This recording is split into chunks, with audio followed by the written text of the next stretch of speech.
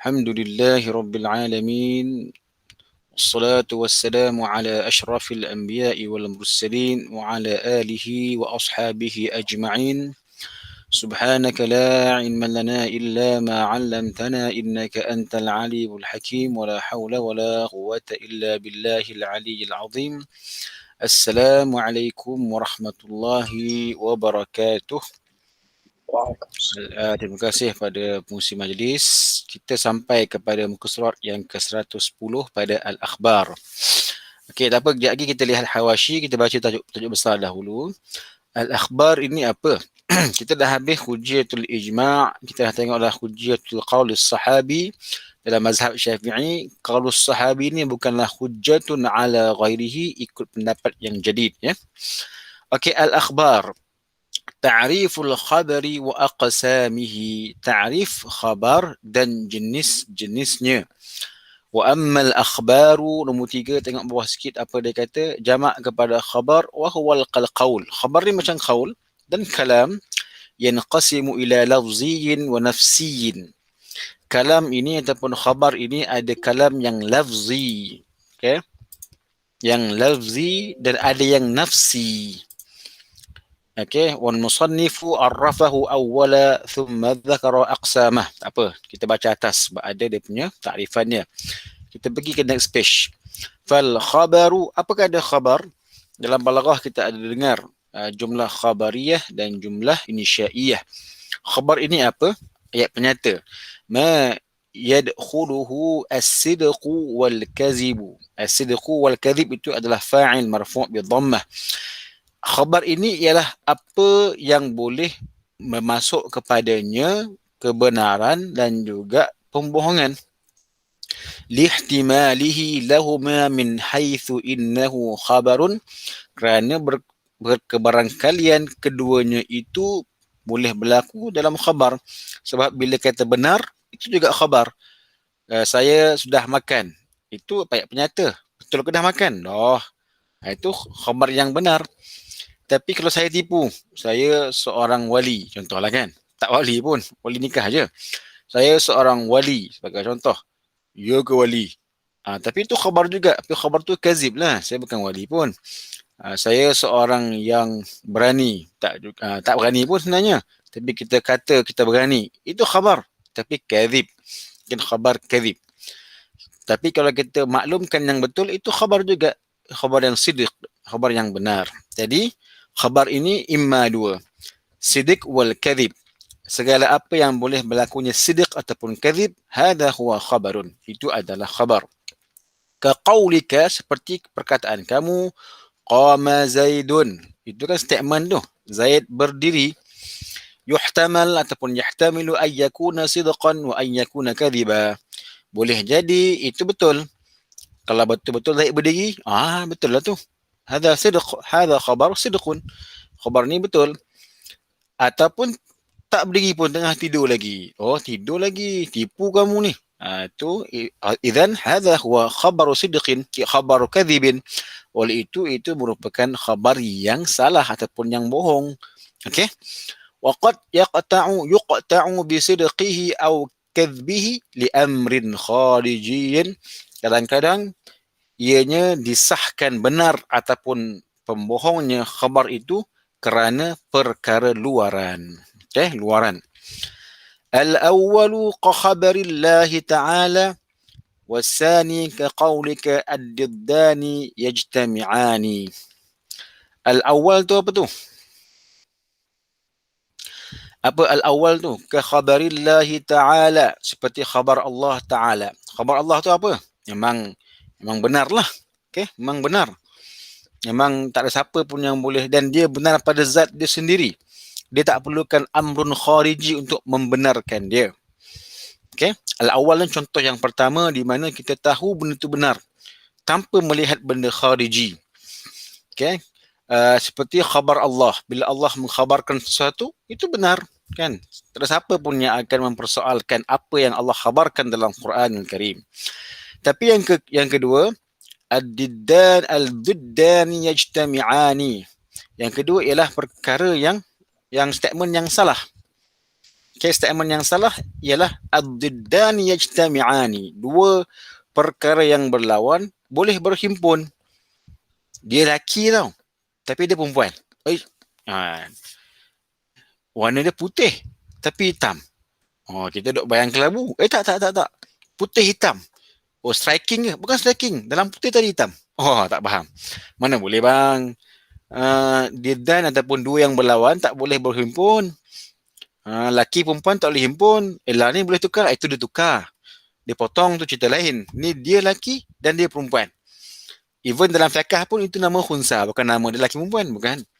So, dua benda yang bertentangan tak boleh berhimpun. Tapi bila kita kata ad-diddan ni, dua benda ni yang bertentangan boleh berhimpun. Hey, ni kazib bang. Tak betul ni. Tak boleh terima ni. Jadi, itu contoh kazib. Contoh pembohongan. Okay, contoh pembohongan. Dan juga contoh diddan ijtami'an ni contoh benda yang ditentukan ianya adalah kazib dengan amrun khariji. Apa dia? Ialah kita fikirkan, boleh ke dua benda yang bertentangan ni berkumpul lah. Kita duk fikir pengguna ilmu mantik. Tak boleh terima akal, tak boleh. Takkanlah dia Tuhan dalam masa sama dia hamba. Tak boleh kan. Dia hamba kepada, contohlah kan, dia hamba kepada Tuhan tapi kita kena sembah dia. Contoh kalau fahaman taslis ataupun Trinity, golongan Kristian kan. Dia ni Isa ni Tuhan tapi dia juga sembah Tuhan lain. Mana boleh, dalam masa yang sama dia Tuhan dan dia hamba. Kan. Itu kaedah diddan la yajtami'an. Kaedah yang betul al-diddani yajtami'an. Dua yang berlawanan memang takkan boleh untuk dianya berhimpun. Tak boleh. Tapi kalau kamu sebut al-diddani yajtami'an, itu maknanya kamu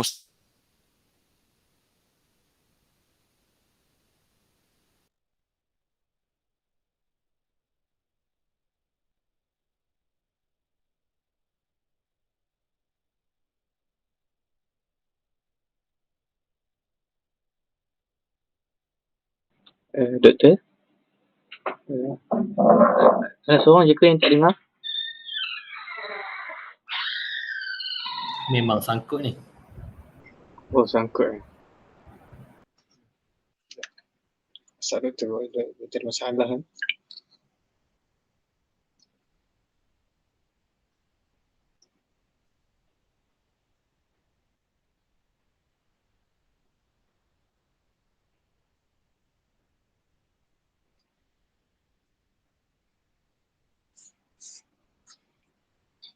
Doktor? Okay. Rasa memang connection hilang. Doktor lah. Masalah ni ke line mungkin. Bukan sangkut-sangkut ni. Hilang tu. Sabar. Sorry. Boleh? Dengar Dengar doktor, alhamdulillah. Kita dah bayar bil lah. TM ni buat fitnah pada kita ni. Tak lah. Gua. Dia 2-3 hari ni dia putus ya. Tak tahu apa. Ada COVID kot dalam line, dia tak tahu. COVID stage 1 apa. Okey, tak apa. Sorry. Mana tadi kita berhenti?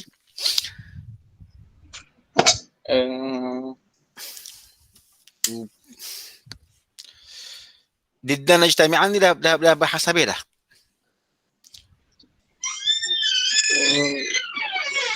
Al-diddan yajtami'ani tadi. Anda bahas tak? Tengah-tengah bahas. Okey, tak apa. Anda ulang balik sikit je. Okey.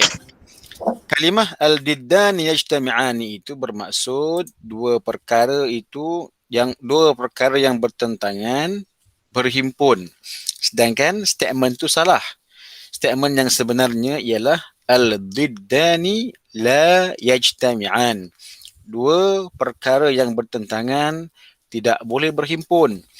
Tapi kalau statement tu sebut diddani yajtami'an, dua perkara yang bertentangan boleh berhimpun. Okey? Boleh berhimpun. Jadi statement itu kadzib ke siddiq.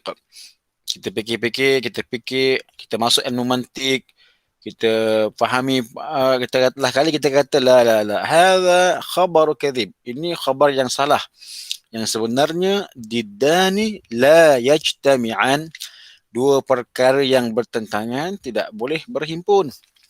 Tapi bagaimana kamu boleh kata itu kazib?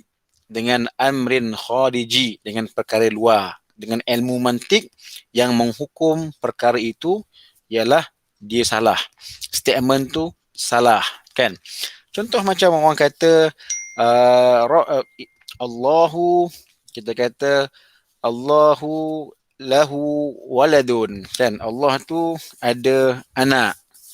Ataupun Allahu lahu zaujatun, hasya lillah, maha suci Allah ada anak ataupun pasangan. Sebagai contoh, kita dengar benda tu, macam mana kita nak tahu betul tak betul? Kita pun fikir pakai ilmu akidah.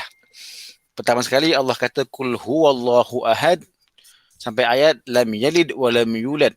Cukuplah Allahus samad pun cukuplah. Kalau kita faham kalimah as-samad, Allah tu tidak berharap pada sesuatu pun, yang lain berharap sangat kepada dia. Tapi kalau Allah tu ada anak dan isteri, seolah-olah Allah tu memerlukan sesuatu. Jadi dengan ilmu akidah tersebut, dengan pemahaman kita yang lengkap tentang suratul Ikhlas, kita kata statement Allahu lahu walad ataupun lillahi waladun, untuk Allah tu ada anak, itu adalah batil, kazib. Sebab apa kita kata kazib? Sebab ilmu akidah kita menafikan Allah itu ada anak. Jadi statement itu dinafikan, dikazibkan oleh amrin khariji, perkara luaran. Okey, faham ya? Baiklah. Kemudian khabar ni pula terbahagi kepada dua. Okey, terbahagi kepada dua. Pertama sekali khabar ahad, khabar yang ahad, nanti kita akan tengok dia punya ta'rifan. Yang kedua dia panggil mutawatir. Baik, orang akan tanya kita, antum kalau ngajar usul fiqh, orang tanya, Ustaz ni khabar ahad ni ada ke Nabi sebut ni? Kan kita duk ngajar syok, ngajar usul fiqh, tiba orang duk tanya, mana Ustaz?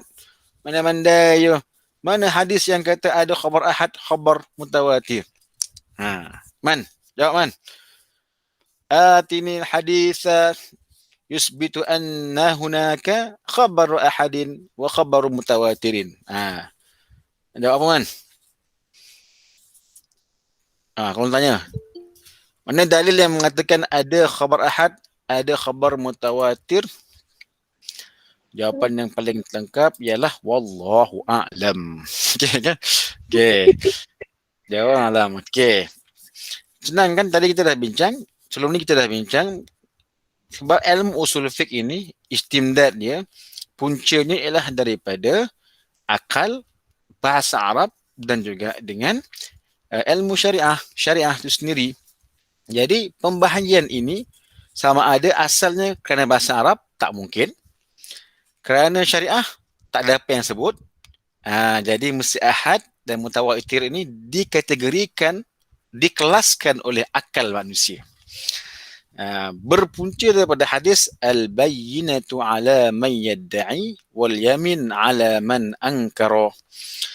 Bukti kepada siapa yang mendakwa, dan juga sumpah kepada siapa yang mengingkari. Isunya ialah kalau kamu membawa sesuatu perkara itu, kamu bawa satu statement.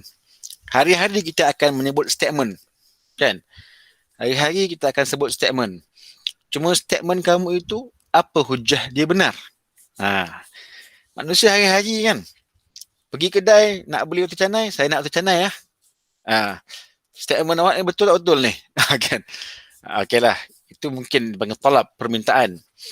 Tapi hari-hari kita bila jemput mak kita tanya, awak sihat tak? Sihat, alhamdulillah. Itu statement tu. Tapi statement tu siapa yang mengatakan benar? Mungkin tipu. So benda tu ulama kita fikir sampai tahap sedemikian. Jadi bila kita kata okey, setiap statement itu perlu ada penghujahan. Kan? Ada penghujahan supaya ia akan memberikan kadhib ataupun sidik. Jadi tapi bila kita dah tentukan okey, memang saya kata saya sihat. Apa bukti saya sihat? kita pun bawa bukti kita punya kawan. Ni, kawan saya serumah ni. Dia kata saya okey. Nampak saya melompat tadi okey ya. So kawan kita pun kata kat mak kita, betul makcik, saya nampak dia, saya tinggal sebilik dengan dia, dia sihat. So kesihatan kita itu, statement kita sihat itu telah pun disaksikan oleh kawan kita. Tapi kawan kita seorang je. Itu khabar apa tu? Khabar ahad. Kenapa? Sebab seorang dua dia yang saksi. Mungkin depa ni berpakat kot. Tengok, bagaimana akal kita, akal manusia yang mengkelaskan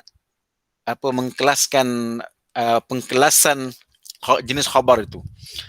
Tetapi kalau kita kata kat mak kita, mak saya sihat ni alhamdulillah. Apa bukti kau sihat? Mak kita tanya. Mak kita macam tak puas hati lah. Kita pun tunjuk gambar, kita buat Google Meet. Nampak kita sihat je. Mak kita tak puas hati juga. Mak kita buat satu survey. Contoh lah kan. Mak kita rajin. Dia pun belajar kuantitatif sebagai contoh kan. Mak kita buat survey. Mak kita hantar ni andaian lah, hypothetical ni. Mak kita hantar survey tu ke Universiti Malaya. Ternyata survey tu dibalas oleh 100 orang yang berasingan. Dan kesemua tu mengatakan benar. Awak anak makcik memang sihat. Saya tak kenal dia tapi saya tahu dia sihat sebab saya nampak dia melompat terus daripada tingkat 3 ke bawah. Contohlah kan. Hebat anak makcik, memang sihat walafiat. Jadi khabar yang asal tadi itu adalah ahad kerana diakui oleh seorang sahaja, bertukar menjadi khabar mutawatir. Sebab apa? Oi, segenap manusia kata dia sihat. Nampak tak? Anda buat analogi yang simple dahulu. Macam mana boleh wujudnya khabar ahad dan juga mutawatir. Sebab itu bila khabar tu jadi mutawatir, walaupun dia bukan hadis ataupun Quran tu mutawatir lah. Walaupun dia bukan benda yang hadis, tapi sebabkan dia mutawatir, ramai sangat. Tawatarat khabar. Khabar tu bertubi-tubi. Daripada utara kata macam tu, orang Kelantan kata tu musangking sedap. Orang Kelompok kata musangking sedap. Orang Jawa kata musangking sedap. So statement kita bila kita kata durian musangking tu memang sedap, itu adalah khabar yang mutawatir lah. Durian yang mutawatir. Sebab apa? Segenap manusia kata sedap musangking ni. Kalau buat questionnaire ataupun survey tu 99% kata sedap. Dengan syarat dia nak makan durian lah. Kasih orang putih mungkin tak valid lah. Dia tak makan durian, berbau. Okay, jadi di situ akal kita mengajar kita mengkelaskan khabar. Kalau khabar ni hanya seorang dua dia yang bawa, dia mungkin ahad. Boleh kita percaya tapi tidak begitu kuat. Boleh dinafikan. Tapi kalau satu khabar tu tak ada siapa pun nafikan dia. Bahkan semuanya insijam ataupun semuanya mutawafiqah, saling bersepakat. Sama dia punya statement dia. Semua kata survey. Survey tu pun idea survey. Dia pun idea mutawatir lah. Kan? Tapi itu memang otak kita memang fikir macam tu.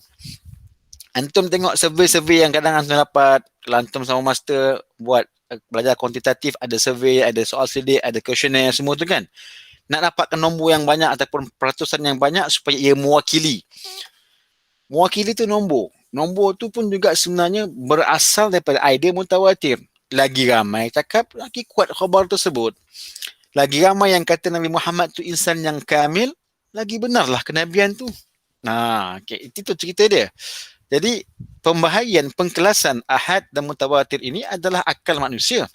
Jangan tanyalah mana dia sabdaan Nabi yang kata ada ahad, ada mutawatir ni. Tak jumpa pun lah hadis. Saya buka Bukhari Muslim, tak jumpa pun ahad mutawatir. Memang takkan jumpa. Tapi akal manusia menjadi medium. Mengatakan adanya khabar yang ahad, adanya yang mutawatir. Contoh apa mutawatir? Tengok, ta'riful mutawatiri. Fal mutawatiru ma yujibul ilma wa huwa ayyarwi jama'atun la yaqa'u tawatu'u alal kadhibi an mislihim. Wa hakaza ila ayyantahi ila mukhbari anhu fayakunu fil asli an musyahadatin aw sima'in la an ijtihadin. Panjang ni, nak syarah ni agak makan masa. Tengok dulu apa maksud mutawatir. Nombor dua Syekh ni kata apa? Fal mutawatir bil mimi, mutawatir mim tu. Maksud bahasa dia apa? Tatabu'u fil asya, saling mengikuti pada suatu perkara. Wahidan ba'da wahidin ataupun wahidan talul akhara. Satu datang di follow ataupun diikuti dengan satu yang lain. Bertimpa-timpa. Itu dipanggil tawatur. Summa arsalna rusulana tatra. Dan kemudian kami utuskan Nabi dengan cara yang tatra, berikut ataupun berikut-ikutan. Datang Nabi A, dia meninggal, datang Nabi yang B, C dan seterusnya sampai Nabi Muhammad sallallahu alaihi wasallam. So itu dipanggil tatra. Maksud tatra itu dari segi istilah yang atas ni lah. Apa dia? Kita ambil sikit. Fal mutawatiru ini yang mayujibul ilma, yang maklumat ataupun khabarnya itu memberikan yakin. Ilma tu yakin bukan maklumat, bukan ilmu semata-mata. Tak. Dalam usul fiqh, kalau antum jumpa kalimah al-ilma, okey, kebanyakannya maksudnya yakin. Yakin. Okey. Jadi yakin tu mana tak boleh kita nak lawan lah ataupun kita nak menafikan.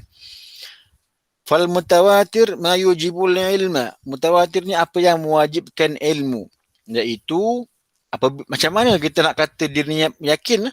Macam mana kita nak tahu yang khabar ni memang confirm betul, tak boleh kita nak nafikan? Yarwi jama'atun, apabila peristiwa ataupun khabar itu diriwayatkan oleh satu kumpulan. Okay. Walau min kafirin, walaupun kafir, walaupun fasik, walaupun perempuan, walaupun hamba. Yang penting orang tu waras lah. Kalau dia mutawatir daripada persatuan orang-orang gila, tak boleh pakai lah.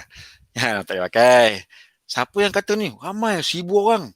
Siapa dia? Persatuan orang cacat mental. Tak boleh lah. Tak boleh pakai. Sebab dia tak sihat. Dia punya akal tu tak boleh memproses dengan baik. Tapi kalau orang yang berpelbagai latar belakang memberikan maklumat yang sama, la yaqa'u tawatu'u 'alal kazib, yang takkan mungkin jamaah ataupun kumpulan tersebut, okey, mereka ini berhimpun untuk membohongi statement itu. Kan? Musangking tak? Durian nak musangking ni. Mana mungkin orang Jawa, orang Sumatera, orang Kelantan buat meeting. Jom kita meeting, jom kat KL. Untuk apa meeting? Kita nak membohongi, nak buat statement palsu, musangking tu sedap. Ataupun kita meeting dalam Google Meet lah. Ini boleh Google Meet. Jom kita meeting. Mana meeting? Meeting dekat Google Meet untuk kita bersepakat membuat statement musangking tu sedap. Berapa ramai? 1000 orang sebagai contoh lah. So 1000 orang tu kata betul musangking itu sedap. Jadi dia boleh berhimpun. Tapi rupa-rupanya bukan mereka je yang cakap macam tu. Ada 10,000 yang lain yang mereka pun tak kenal pun memberikan statement yang sama. Apa dia? Musangking memang sedap. Berangin, sedap, mahal sikit lah. Kan dia punya statement dia. Jadi walaupun 1000 orang tu dah berhimpun lah, tambah lagi 10,000 orang. Maknanya jumlah yang mengatakan satu subjek khabar itu, satu jumlah yang tak akan mungkin mereka ni boleh berhimpun untuk membawa satu cerita. Ternyata cerita itu memang cerita yang betul lah. Mereka ni bukan berhimpun lah. Mereka ni bukan fabricate. This is not fabricated news. Ni bukan cerita yang dibuat-buat. Sebab ramai sangat dan ramai ni datang daripada pelbagai pihak. Yang kecil, yang besar, yang tua, yang muda, semua memberikan statement yang sama. Paling mudah ialah apa? Kaabah di Mekah. Kan, tak ada siapa pun dari zaman Nabi Adam sampailah zaman kita ni yang kata, "Oi, Kaabah tu dekat Las Vegas." Tak ada siapa kata lagu tu. Kan? Kalau kata lagu tu kata hang tak sihat lah, kan? Tapi semuanya yang tak pergi Mekah lagi pun tahu Kaabah tu berada di Mekah. Mana hang tahu? Tengok gambar. Mana hang tahu gambar tu kat Mekah? Allah, Tok Wan, Tok Cik, Tok Ngah, Mak Ngah balik belaka Mekah kata Kaabah memang kat Mekah. Jadi itu khabar yang betul-betul mutawatir. Jadi bila mutawatir khabar ini tak boleh kita nafikan. macam kita nafikan ijma', macam kita nafikan Quran dan sebagainya. Okey, faham konsep mutawatir itu. Sebab itulah bila kata hadis tu mutawatir, tak boleh kita nafikan lafzan. Tapi kalau makna dia adalah makna yang zanni, boleh jadi khilaf. Jangan tersilap. Tuan-tuan, ini hadis mutawatir. Tuan-tuan, ni hadis sahih. Kan? Kita dengar ceramah, hadis sahih tu jangan main-main. Hadis tu sahih, mungkin khabar tu ahad. Kan? Hadis sahih tapi ahad. Satu hal lah. Kalau hadis tu mutawatir pun, hadis tu mutawatir dari segi kewujudan dia. Dari segi makna, tetap dia zanni. Bila zanni, masih lagi ada khilaf. Hatta Al-Quran yang mutawatir pun, dia zanni fil fahmi. Masih lagi sangkaan pada kefahamannya. So, kena clear. Clear, mutawatir ni cuma mengesahkan kewujudan dia. Mengesahkan kewujudan hadis ataupun khabar tersebut. Tapi tidak mengesahkan maknanya yang satu. Kena clear tu. Khabar mutawatir ahad ni cuma nak kelaskan sahaja kekuatan khabar itu, bukan untuk memberi maksud khabar tersebut. Jangan keliru. Syekh, jangan main-main Syekh. Ini hadis ni mutawatir Syekh. Tolak ni kafir. Saya setuju tolak hadis mutawatir, boleh jatuh kufur. Tapi maknanya adalah zanni. Mutawatir dan ahad cuma mengkelaskan kekuatan dan kewujudan, bukan menjelaskan maksud satu khabar itu. Itu kena jelas. Kena jelas. Sebab ini usul fiqh.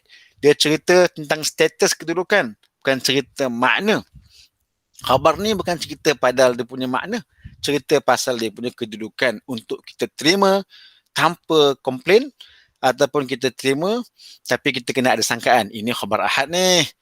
Boleh jadi ada kelemahan ni. Okey. Tu kita kena jelaslah kat situ. Okey. Jadi dia kata apa? Ila ayyantahi, sampailah. Maknanya takkan mungkin berbohong sampailah kepada apa yang dikhabarkan itu. Maknanya apa yang dikhabarkan itu memang confirm betul. Fayakunu fil asli, nombor 5. Maknanya asal yang bawa cerita itu mungkin dia mendengar dari Nabi SAW yang merupakan sumber kepada khabar itu, ataupun dia melihat, tapi bukan ijtihad. Bukan dia cuba faham. Bab ijtihadi, dia tidak akan jadi mutawatir. Yang mengambil hadis Nabi dan sampai kepada Imam Bukhari, Imam Bukhari kata hadis ini hadis yang mutawatir. Sebagai contoh, Imam Bukhari sampai kepada Nabi SAW itu, mesti kesemua itu bilangan dia bilangan mutawatir. Barulah jadi hadis mutawatir. Di mana orang pertama yang mengambil hadis itu, para sahabat Nabi, dia ambil sama ada dia musyahadah, dia lihat, ataupun dia simak, dia dengar. Tapi kalau orang pertama tu sendiri, dia tak dengar dan tak melihat. Tapi dia buat apa? Macam mana khabar ni sampai? Oh, sebab dia cuba faham. Oh, kalau faham tu bukan khabar tu. Itu mungkin ijtihad para sahabat tu. Kan? Kalaulah kita dapat satu maklumat daripada para sahabat Nabi. Qala Ibnu Umar, qala Ibnu Abbas, qala Umar radhiyallahu anhum, qala Abu Hurairah radhiyallahu anhu. Dia yang berkata. Jangan kamu sandarkan kepada Nabi, sebab yang kata tu sahabat, mungkin dia ijtihad. Tapi kalau sahabat kata ra'aitun nabiyya, saya melihat Nabi, dan peristiwa dia melihat tu sampai kepada perawi Imam Bukhari, Imam Muslim dengan jalan yang ramai, itu dia panggil hadis yang mutawatir. Okey, hadis yang mutawatir. Jadi mutawatir ni nak cerita apa? Nak cerita status khabar tersebut, bukan cerita makna yang perlu kita pegang. Okey, itu dia. Itu benda yang kita kena faham lah. Habiskanlah sikit. Kal ikhbar an musyahadati Makkah aw sima'i khabarillah ta'ala dan Nabi SAW. Seperti mana orang tu mengkhabarkan kedudukan Mekah. Saya nampak Kaabah kat Mekah. Ramai sangat kata, berjuta orang kata Kaabah kat Mekah. Ataupun mendengarnya ayat Allah Subhanahu wa taala daripada mulut Nabi SAW. Benda macam tu memang tak boleh kita nafikan dan kita kena terima. Dan siapa pun tak boleh nafikan. Sebab ramai sangat membawa maklumat yang sama. Akal kita yang sihat pun tak boleh nak tipu lah. Kan kita pergi, kita duduk rumah, orang kata kita dah kurus. Contohlah. Saya makan banyak lah, saya gemuk lah. Contohnya. Kita pergi balik kampung, awak ni kurus lah. Kita pergi Kelantan, awak ni kurus lah. Kita pergi luar negara, awak ni kurus lah. Statement semua sama. So, apa yang kesimpulannya? Memang saya kurus. Walaupun saya makan tengah hari 6 pinggan, makan malam 7 pinggan, bagi contoh.